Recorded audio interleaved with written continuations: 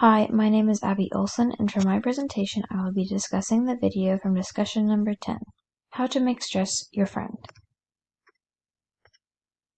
In discussion number 10, we watched a TED Talk that focused on changing the way that we should perceive stress so that it is better for our health. Many people choose to see stress with a negative connotation, but this perspective could actually be making your stress bad for you. Instead of just getting rid of the stress as we all would like to do, we should first try and become better at dealing with it.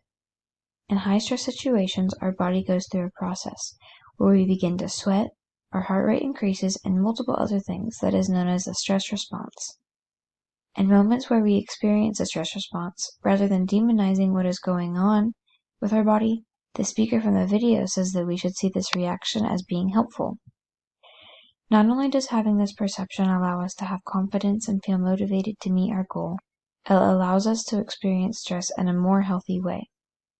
In one study, people who experienced a lot of stress but believed it was bad had a 43% increased risk of dying, while others who also experienced a lot of stress but didn't see it as a bad thing had an even lower risk of death than those with minimal stress.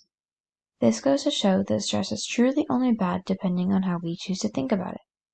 When we choose to see our body's response as helpful, we begin to calm down and our body reacts as if it is in a moment of joy rather than stress, which causes our blood vessels to become unrestricted and allow for better blood flow.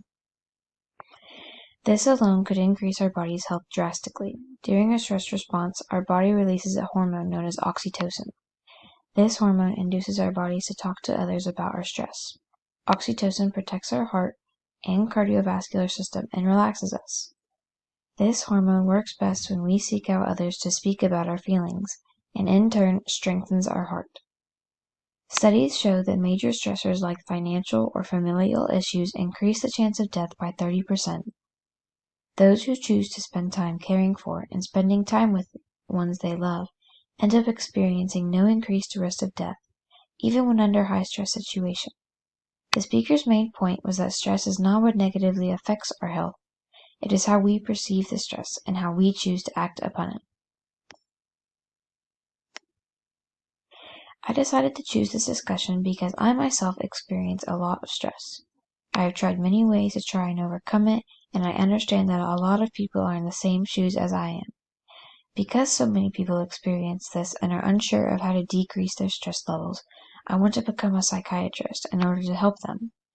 Like the speaker from the TED Talk said, stress is often viewed as a bad thing, but stress is in fact a very vital part of life and has a lot of benefits. Even though the speaker said that we should always view stress as a good thing and welcome it, she said that she doesn't even wish for more for herself, which got me to wonder, when does stress become bad for us? As I began to research, I found that the main benefits of stress are that it helps get things done and motivate you, it boosts our memory, and it can save us from dire situations by inducing a fight or flight response to react quickly, and can even improve our immune system and cardiovascular health. While there is a lot of great benefits, stress is viewed as bad for a reason.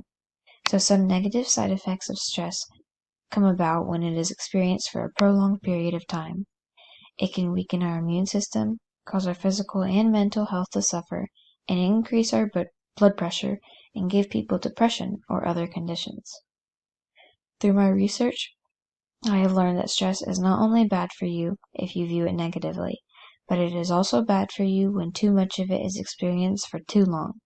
Some signs of too much stress include a decrease in concentration, sleep, immunity, and appetite, and an increase in irritability, anger, and anxiousness.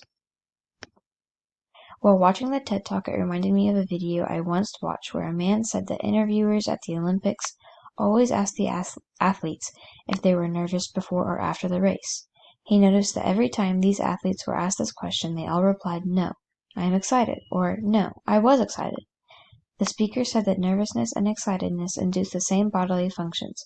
We just interpret them as different emotions based on our situation.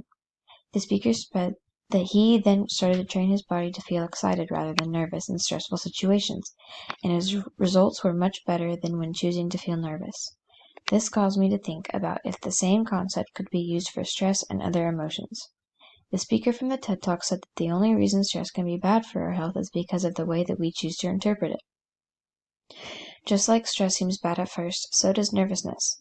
Olympic athletes have trained themselves to feel excited rather than nervous in situations where a normal person would obviously feel nervous, such as right before their competitive event, and they turn this emotion into excitement to optimize the results of their event.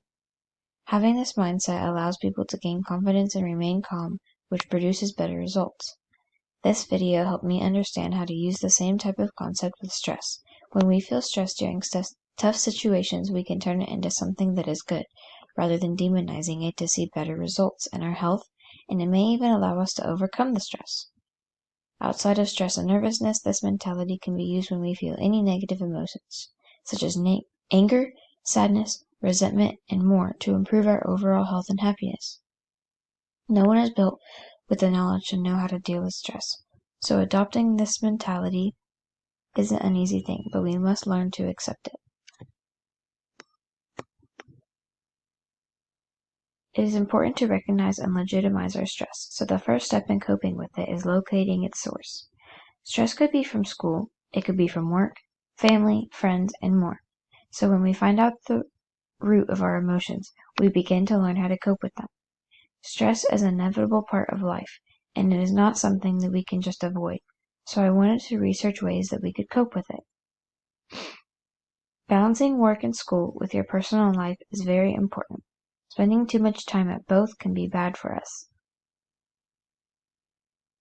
Exercise is another way to help us cope with stress. Exercise could just be a simple 20-minute walk or even a 60-minute session at the gym, but it is important to include it in our day-to-day life because it induces our bodies to release stress hormones and increase blood circulation. Getting proper nourishment allows for optimum stress management. Many people turn to alcohol when in times of stress, but alcohol only gives a temporary fix and will cause health problems and stress later on. By limiting alcoholic consumption and finding a good balance between food that's good for our bodies and food good for our souls can reduce our stress. Connecting with the people that we love, talking to loved ones, releases hormones that reduces stress. The speaker from the TED Talk even said that stress can make our bodies want to interact with others. By listening to our body and talking to supportive people, we will see improvements in our stress. Making time for hobbies and doing things that we like to do. By taking ourselves away from doing things we don't particularly like, such as school or work, we allow for balance and happiness. By finding something that relaxes our mind and spirit, such as meditation, yoga, or walking, we counterbalance our stress hormones and calm down a little bit. Sleep is an extremely important factor in our lives, and having a lack of it not only makes our lives more difficult, it makes dealing with stress that much harder. Pets are amazing sources of happiness and serotonin, so having a fluffy buddy has been proven to reduce stress and anxiety. Taking ourselves out of a stressful situation entirely and allowing ourselves to relax can reset our stress tolerance and our mental health. If all else fails and we no longer are able to deal with our stress on our own, we should seek professional help to speak about our issues with a therapist or counselor. This allows us to deal with our stress and speak to someone who will give professional advice. I have found that the main key in dealing with not only stress but life in general is to find balance between all things. In conclusion, we can't run away from stress. It is a product of life, and it is not the easiest thing to accept.